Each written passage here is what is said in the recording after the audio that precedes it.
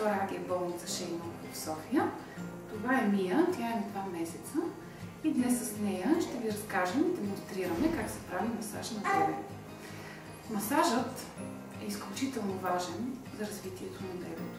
Той не е просто комерциално хрумване или начин да запълните времето между храненията, между гладенията и между стерилизирането на шишетата.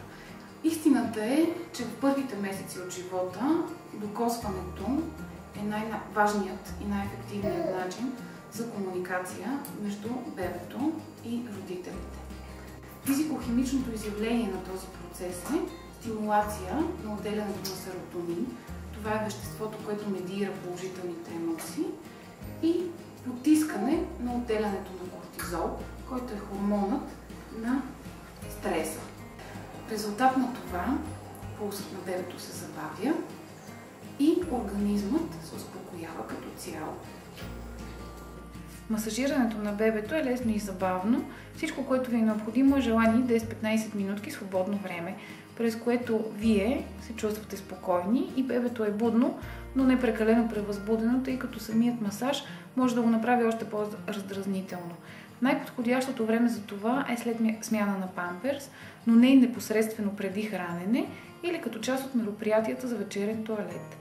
Уверете се, че въздухът в стаята е добре затоплен, настанете се удобно, почувствайте се комфортно, съблечете бебето, поставете го върху мека кърпа или одеялце, поставете възглавничка под гърба и главата му, така че да може да фиксира погледа си върху вас, без това да му коства усилие.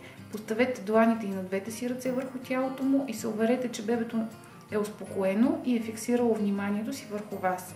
Когато забележите, че то вече губи интерес, преустановете масажа. Първоначално започнете с 5-минутна сесия, постепенно увеличете времетраенето, но не повече от 30 минути.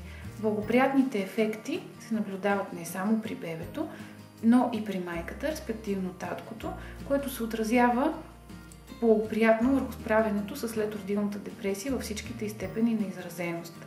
Използвайте масажно олио, което е безопасно за консумация, тъй като е почти сигурно, че бебето ще лапне или оближа ръцете си. Подходящи са царевично, маслиново или комбинирано растително олио.